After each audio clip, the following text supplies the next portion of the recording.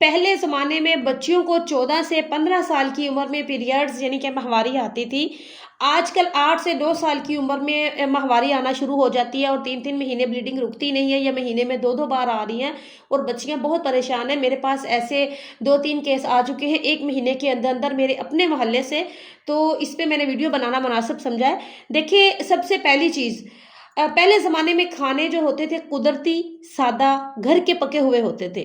بہت زیادہ تر بچے گھر کے کھانے کھاتے تھے، لیکن آج کل fast food, burger, chips, biscuit, chocolate, cold drinks, hormone لگے ہوئے جو مرغی اور گوشت آپ استعمال کریں، سب سے بڑی وجہ یہ چکن، جو آپ چکن بچی کو کھلا رہے ہیں، آپ بالکل یہ چکن نہ کھلائیں، دیسی مرغی آپ لے کے کھا لیں، وہ زیادہ بہتر ہے۔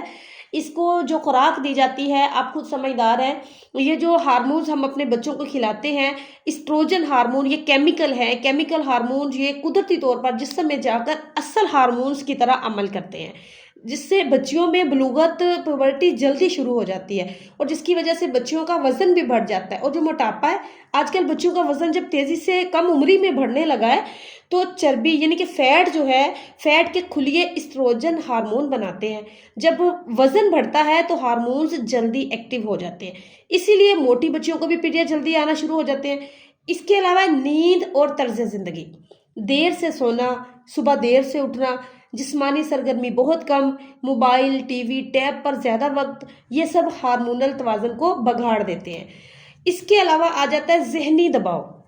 چھوٹی عمر میں آج کل بچوں کو پڑھائی، سوشل میڈیا اور ماحول کا دباؤ بہت زیادہ ہوتا ہے۔ دیکھیں، ذہنی دباؤ کی وجہ سے کچھ ہارمون بڑھ جاتے ہیں جو کہ باقی ہارمونز کے نظام کو بھی بگاڑ دیتے ہیں۔